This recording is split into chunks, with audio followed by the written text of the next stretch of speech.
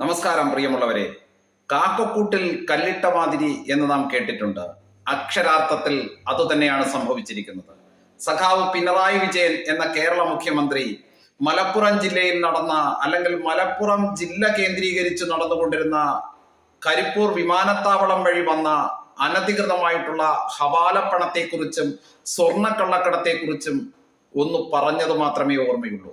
ഇപ്പോ കേരള മുഖ്യൻ തീർത്തും എയറിലാണ് എന്ന് തന്നെ പറയാം. ഇപ്പോ ഇതാ മുഖ്യമന്ത്രിയുടെ ഓഫീസ് വളരെ പരിഭവം രേഖപ്പെടുത്തിക്കൊണ്ടുള്ള ഹിന്ദുവിന് അറിയിപ്പ് കൊടുത്തതും ഹിന്ദു ഇപ്പോ ഹിന്ദു ദിനപത്രം ക്ഷമാപണം നടത്തിയിരിക്കുന്നതുമൊക്കെ നാം ചേർത്ത് വായിക്കുമ്പോൾ എന്തൊരു വിരോധാഭാസമാണ്. ഇത്തരത്തിൽ മലപ്പുറം ജില്ലയെ അപമാനിച്ചു കളഞ്ഞു, ഒരു ജില്ലയിലെ ജനതയാകമാനം അടച്ചാക്ഷേപിച്ചു എന്നൊക്കെ പറഞ്ഞ് വളരെ ശക്തമായിട്ടുള്ള സൈബർ ബുള്ളിങ്ങും അതുപോലെ തന്നെ മുഖ്യധാര മാധ്യമങ്ങൾ വഴിയുള്ള വാർത്തകളും ഇങ്ങനെ പ്രചരിപ്പിക്കുകയാണ്. ഇവിടുത്തെ മതന്യൂനപക്ഷങ്ങളെ ഏകപക്ഷീയമായിട്ട് ആക്രമിക്കുന്നു എന്നാണ് പറയുന്നത്. മതന്യൂനപക്ഷങ്ങൾക്കെതിരായിട്ട് എന്താക്രമണമാണ് ഈ കേരളത്തിൽ നടക്കുന്നത്?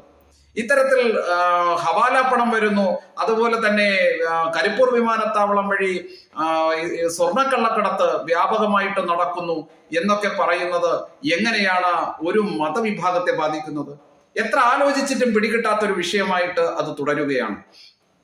ഈ മയക്കുമരുന്ന് വിൽക്കുന്നവരും മയക്കുമരുന്ന് ഉപയോഗിക്കുന്നവരും ഇത് കടത്തിക്കൊണ്ടുവരുന്നവരും അതുപോലെ തന്നെ ഹവാല പണം കടത്തിക്കൊണ്ടുവരുന്നവരും ഇവിടെ തീവ്രവാദ രാഷ്ട്രവിരുദ്ധ പ്രവർത്തനങ്ങൾ സംഘടിപ്പിക്കുന്നവരും ഇത്തരത്തിൽ സ്വർണം കള്ളക്കടത്തിക്കൊണ്ടുവരുന്നവരും അതിന്റെ പേരിൽ ആൾക്കാരെ കൊലപ്പെടുത്തുന്നവരും ഇവിടത്തെ ക്രിമിനൽ കുറ്റകൃത്യങ്ങളുടെ കണക്കെടുത്ത് നോക്കിയാൽ അതിൽ കൂടുതലും ചില ഒരു പ്രത്യേക മതവിഭാഗത്തിന്റെ ആളുകൾ പെടുന്നതും ഒക്കെ വെച്ച് നോക്കുമ്പോൾ ഒരു ജില്ലയിൽ ജില്ലയിൽ അധിവസിക്കുന്ന ബഹുഭൂരിപക്ഷം വരുന്ന ഒരു വിഭാഗമാണ് ഈ കുറ്റകൃത്യത്തിലൊക്കെ പങ്കാളിയാകുന്നത് എന്ന് ഒരു മുഖ്യമന്ത്രി പറഞ്ഞാല്, അല്ലെങ്കിൽ അത് പോലീസിന്റെ അധികാരിമാര് അല്ലെങ്കിൽ പോലീസ് സേന അത് വ്യക്തമാക്കിയാല് അതെങ്ങനെയാണ് ഒരു മതത്തെ ബാധിക്കുന്ന വിഷയമായിട്ട് അല്ലെങ്കിൽ ആ ജില്ലയിലെ മുഴുവൻ ജനതയെയും ബാധിക്കുന്ന വിഷയമായിട്ട് ഇതെങ്ങനെയാണ് ഏറ്റെടുക്കുന്നത്? ഇതിനെയാണ് ഒരു കൃത്യമായിട്ടുള്ള അജണ്ടയുടെ പുറത്തുള്ള ഒരു പ്രവർത്തനം, അല്ലെങ്കിൽ ഇതാണ് കൃത്യമായിട്ടുള്ള ഒരു ഏകീകരിച്ചുള്ള ഒരു അറ്റാക്ക് എന്ന് പറയുന്നത്. അതായത് ഈ പിണറായി വിജയൻ എന്ന് പറയുന്ന കേരള മുഖ്യമന്ത്രി നടത്തിയ ഈ ജില്ല കേന്ദ്രീകരിച്ചാണ് ഏറ്റവും കൂടുതൽ കുറ്റകൃത്യങ്ങൾ നടത്തുന്നത് എന്ന് ആഭ്യന്തര വകുപ്പ് കൂടി കൈകാര്യം ചെയ്യുന്ന മുഖ്യമന്ത്രിയുടെ വെളിപ്പെടുത്തൽ അത് യഥാർത്ഥത്തിൽ കൊള്ളേണ്ടടുത്ത് കൊണ്ടു എന്ന് തന്നെയാണ് പറയേണ്ടത്.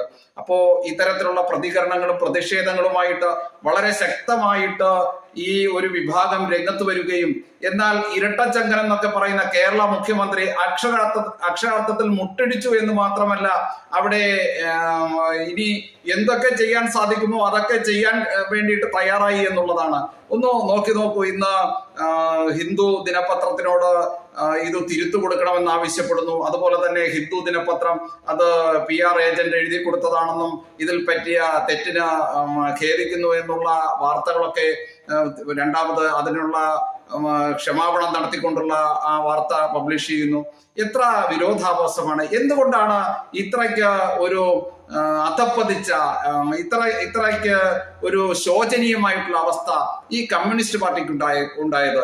ഇത്രയ്ക്ക് അടിത്തറയില്ലാത്ത, പ്രത്യയശാസ്ത്ര പിൻബലമില്ലാത്ത, പ്രത്യയശാസ്ത്രത്തിന് ഉറപ്പില്ലാത്ത ഒരു സംഘടനയാണ് CPM എന്നുള്ളത് നാളിതുവരെ നമ്മൾ ആരെങ്കിലും തിരിച്ചറിഞ്ഞിട്ടുണ്ടോ? ഒരു സംഘടിതമായിട്ടുള്ള ഒരു മതവിഭാഗം, ആ വിഭാഗത്തിനുള്ളിലുള്ള ചില ക്രിമിനലുകളുടെ ചിത്രം പുറത്തേക്ക് വരച്ചു കാട്ടുന്ന ഒരു വിഷയം സംസാരിച്ച സമയത്ത് വളരെ കൃത്യമായിട്ട് സംഘടിതമായിട്ടുള്ളൊരു അറ്റാക്ക്, സംഘടിതമായിട്ടുള്ളൊരു മാധ്യമ അറ്റാക്ക് എന്നതിനെ പറയേണ്ടി വരും. അത്തരത്തിൽ മുന്നോട്ട് വരുമ്പോൾ അടിപതറിപ്പോയ കേരളത്തിന്റെ ഇരട്ടച്ചങ്കൻ പിണറായി വിജയൻ അദ്ദേഹം വിരണ്ടുപോയി എന്ന് മാത്രമല്ല മുഴുവൻ കമ്മ്യൂണിസ്റ്റ് നേതാക്കളും മുട്ടിലിഴഞ്ഞ് മാപ്പപേക്ഷിക്കുന്നു എന്ന് പറയേണ്ടി വരും. കാരണം ഭരണം നിലനിർത്തുവാൻ വേണ്ടിയിട്ട് ഈ ഇത്തരത്തിലുള്ള സംഘടിത സെമിറ്റിക് മതം, പച്ചയായിട്ട് പറഞ്ഞാൽ ഇസ്ലാം മതവിഭാഗം ഈ CPM-നെതിരായിട്ടുള്ള മനോഭാവത്തിലേക്ക് മാറുന്നു എന്നുള്ള ഭയം, ആ വിളറി പൂണ്ടിട്ടാണ് ഈ തിരുത്തിലേക്കും തന്റെ നിലപാടിൽ നിന്നും മാറിയിട്ട് ഒരു വ്യത്യസ്തമായിട്ടുള്ള അഭിപ്രായത്തിലേക്കുമൊക്കെ കടന്നു പോകുന്നത്. മുഹമ്മദ് റിയാസ് ഉൾപ്പെടെയുള്ള, പിണറായി വിജയന്റെ മരുമകൻ കൂടിയായിട്ടുള്ള മുഹമ്മദ് റിയാസ് ഉൾപ്പെടെയുള്ള ആളുകൾ അതിന് വിശദീകരണവുമായിട്ട് വരുന്നു. ഇത് മലപ്പുറം ജില്ലയെ കുറിച്ച് മാത്രമല്ല, മറ്റുള്ള എല്ലാ ജില്ലകളും, കരിപ്പൂർ വിമാനത്താവളം ഉള്ളത് കൊണ്ടാണ് അങ്ങനെ പറയേണ്ടി വന്നത്. ഇത് മറ്റുള്ള എല്ലാ ജില്ലകളിലും ഇത്തരത്തിലുള്ള കാര്യങ്ങൾ നടക്കുന്നു എന്നുള്ളതൊക്കെ പറഞ്ഞിട്ട്, ഇത് എല്ലാ വിഭാഗത്തിലുള്ള ആളുകളും ഇത്തരത്തിലുള്ള കുറ്റകൃത്യങ്ങൾ ചെയ്യുന്നു എന്നൊക്കെ പറഞ്ഞിട്ട് ഇതിനെ അങ്ങ് ഒരു സർവ്വസാധാരണവൽക്കരിക്കുന്ന സ്ഥിതിയിലേക്ക് ആ വിഷയത്തെ ചെറുതാക്കാൻ വേണ്ടിയിട്ട് ശ്രമിക്കുന്നുണ്ട്. പക്ഷെ ഞങ്ങൾക്കൊന്ന് പറയാനുണ്ട്. യഥാർത്ഥത്തിൽ നാളിതുവരെ നടന്ന സ്വർണ്ണക്കള്ളക്കടത്തിൽ പങ്കാളിയായിട്ടുള്ള ആളുകളുടെ, ആ കുറ്റകൃത്യം ചെയ്ത ആളുകളുടെ യഥാർത്ഥ പേര് വിവരം ഉൾപ്പെടുന്ന ആ കേസിൽ എന്തായാലും ആൾക്കാരുടെ പേരും ഐഡന്റിറ്റി ബന്ധവും എല്ലാം ഉണ്ടാവുമല്ലോ. മുഴുവൻ FIR-കൾ നിങ്ങളെടുത്ത് പരിശോധിക്കൂ. മുഴുവൻ കേരളത്തിൽ നടക്കുന്ന ഹവാല പണത്തിന്റെയും കള്ളപ്പണത്തിന്റെയും മയക്കുമരുന്ന് മാഫിയുടെയും എല്ലാം നിങ്ങൾ കണക്കുകൾ, FIR-ലെ വിവരങ്ങൾ അനുസരിച്ച് പോലീസ് എടുത്ത കേസിന്റെ ആ പ്രതിപട്ടിക ലിസ്റ്റ് എടുത്തിട്ട് അതിന്റെ നിജസ്ഥിതി, ആ ലിസ്റ്റ് ഒന്ന് പുറത്തുവിടൂ.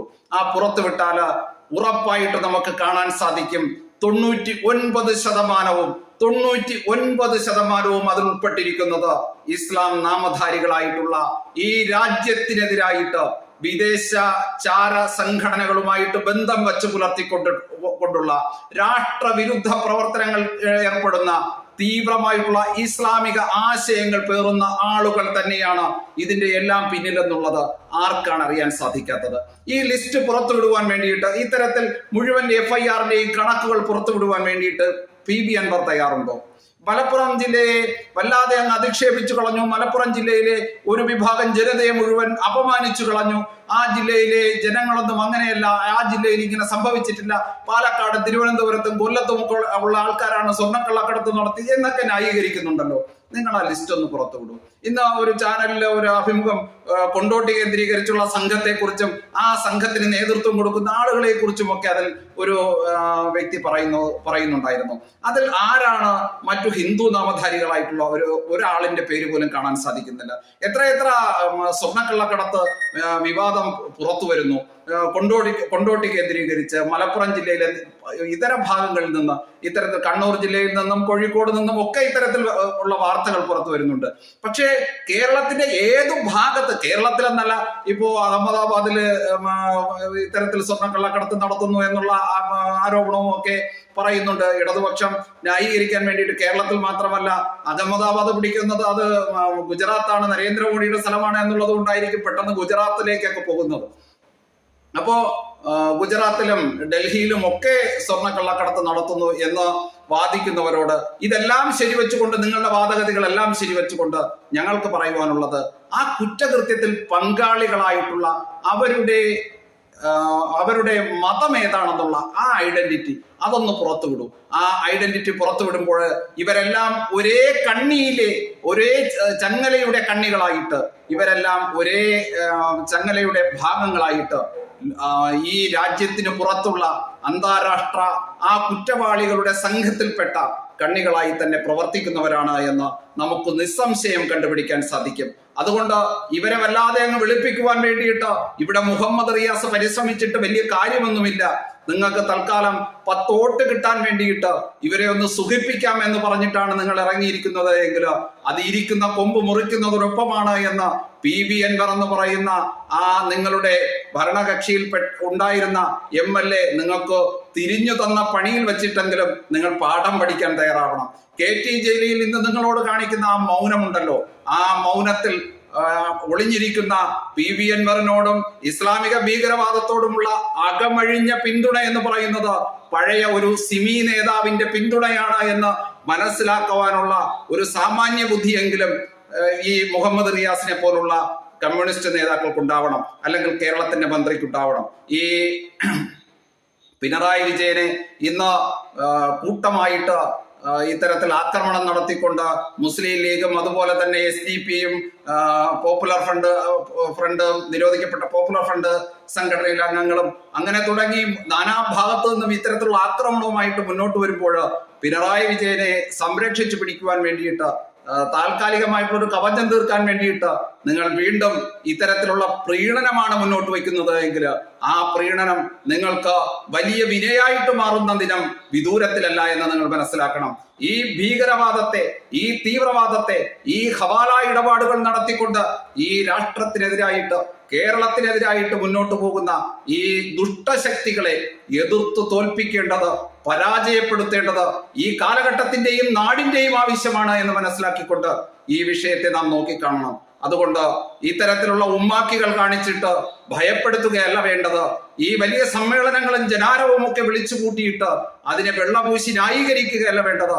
മറിച്ച് ഈ കുറ്റകൃത്യങ്ങൾ പങ്കാളിയായിട്ടുള്ള മുഴുവൻ ആളുകളുടെയും പേര് വിവരമടങ്ങുന്ന ആ ലിസ്റ്റ് പുറത്തുവിട്ടുകൊണ്ട് ഏതു മതവിഭാഗത്തിൽപ്പെട്ട ആളുകളാണ് ഇത്തരത്തിലുള്ള ഹവാല ഇടപാടിനും സ്വർണ്ണക്കള്ളക്കടത്തിനും അതുപോലെ തന്നെ ലഹരി മാഫിയയ്ക്കും പിന്നിലെന്നുള്ള വിഷയം വ്യക്തമായിട്ട് മനസ്സിലാക്കിക്കൊണ്ട് ഈ കാന്തപുരമായാലും ഏത് മുസ്ലിം ലീഗ് ആയാലും ഏത് ഇസ്ലാം സംഘടനയായാലും ഈ ഇത്തരത്തിലുള്ള വിഷയങ്ങളെ ന്യായീകരിക്കുവാൻ വേണ്ടിയിട്ട് തയ്യാറാകണം. അതല്ലാതെ നിങ്ങൾ ഇത്തരത്തിലുള്ള വിഷയങ്ങൾക്ക് ഈ ചെയ്യുന്ന ആൾക്കാർക്ക് അകമഴിഞ്ഞ പിന്തുണ കൊടുത്തുകൊണ്ട് മതത്തിന്റെ പേരിൽ നിങ്ങൾ നിർലോഭം ഇവരെ സഹായിക്കുവാൻ തയ്യാറായാല് ഇത് അന്വേഷിച്ച പോലീസ് ഉദ്യോഗസ്ഥന്മാരെ പഴിചാരിക്കൊണ്ട് അവരെ മാറ്റി നിർത്തുവാനും അവർക്കെതിരെ നടപടിയെടുക്കുവാനും വല്ലാതങ്ങ് പരിശ്രമിച്ചാല് യഥാർത്ഥത്തിൽ ഇരിക്കുന്ന കൊമ്പ് മുറിക്കുന്നത് പോലെ തന്നെയാണ് ഈ നാടിനെ നശിപ്പിക്കുവാൻ വേണ്ടിയിട്ടുള്ള പ്രവർത്തനങ്ങൾക്ക് നിങ്ങൾ പ്രത്യക്ഷമായിട്ടും പരോക്ഷമായിട്ടും സഹായം നൽകുക തന്നെയാണ് ചെയ്യുന്നത് എന്നുള്ളത് നിങ്ങൾ മനസ്സിലാക്കേണ്ടതായിട്ടുണ്ട്. ഈ നാടിന്റെ രക്ഷയ്ക്ക് വേണ്ടിയിട്ട് മുഴുവൻ ദേശീയ താല്പര്യമുള്ള ഈ നാടിന്റെ മുഴുവൻ പൗരന്മാരും ഒരുമിച്ച് നിന്ന് ഈ ഒരു ലോബിയെ അല്ലെങ്കിൽ ഈ ഒരു രാഷ്ട്രവിരുദ്ധ ദേശവിരുദ്ധ ശക്തിയെ പരാജയപ്പെടുത്തുവാൻ വേണ്ടിയിട്ടുള്ള പരിശ്രമങ്ങൾക്ക് വേഗത വർദ്ധിപ്പിക്കണം. നന്ദി, നമസ്തേ.